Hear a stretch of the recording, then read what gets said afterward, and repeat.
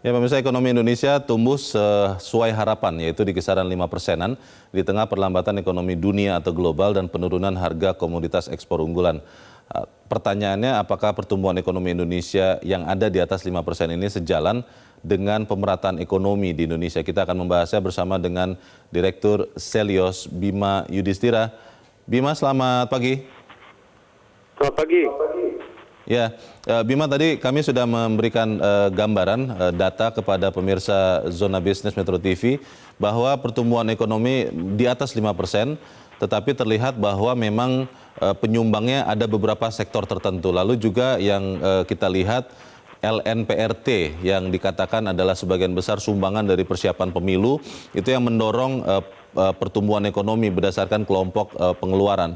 Kalau Anda lihat, pertumbuhan ekonomi 2023 ini berkualitas atau belum, Bima? Masih dikatakan jauh ya dari berkualitas. Karena melihat dari komponen terbesar pertumbuhan ekonomi, konsumsi rumah tangga itu sekarang sedang goyang sebenarnya. Jadi tumbuh di bawah tingkat yang optimal. Kenapa? Karena kelihatan sekali masyarakat kelas atas itu menggeser dari belanja ke investasi karena ini adalah era suku bunga yang tinggi. Jadi masyarakat atas ini, orang-orang kaya ini ingin mencari pendapatan yang lebih tinggi. Tapi efeknya apa? Efeknya mereka bisa bergeser dari saham masuk ke pasar surat utang, misalnya ke deposito berjangka. Tapi bagi masyarakat kelompok menengah, ini yang paling tertekan dengan angka inflasi bahan makanan yang mencapai 6%, tingkat suku bunga yang tinggi, sulitnya mencari pekerjaan, kemudian mereka juga harus menghadapi El Nino misalnya di beberapa sektor termasuk di pertanian.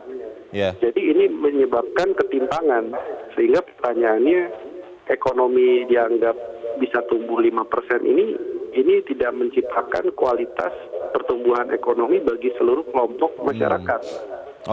Sementara yang paling bawah ini kan hanya dibantu oleh bansos, dan itu ada kaitannya juga dengan tahun politik. Bagaimana misalnya ketika bansosnya setelah tahun politik berkurang, mereka juga turun lagi konsumsi atau daya belinya.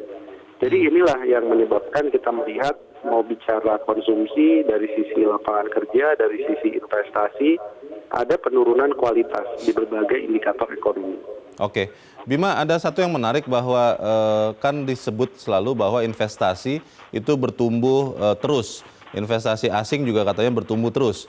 Tapi kalau kita lihat tadi angkanya PMTB-nya tidak terlalu banyak bertumbuh, malah kalah kontribusinya dengan konsumsi. Anda lihat apakah memang investasi itu sudah berwujud atau akhirnya baru rencana ya? Jadi ini investasi yang kita lihat kaitannya lebih pada hilirisasi sumber daya alam. Lebih fokus di situ. Beberapa tahun sebelumnya kan kelihatannya naik tinggi. Tapi sebenarnya kalau dibandingkan dengan realisasi yang sekarang itu sudah mulai mengalami penurunan. Nah, dan datanya juga memang harus dicermati. Data yang disampaikan terkait dengan realisasi investasi BKPM itu mungkin akan berbeda dengan penyertaan modal tetap bruto. Atau PNTB. Jadi disinilah letak kita harus melihat bahwa sebenarnya investasi tidak tumbuh setinggi yang diklaim oleh BKPM misalnya. Terakhir, Bima, kalau satu kalimat saja, hasil dari pertumbuhan ekonomi ini artinya apa? Menggembirakan, waspada atau apa? Kita harus waspada ya.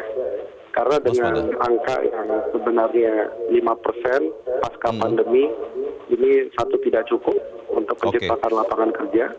Yang kedua, dari segi kualitas ada penurunan.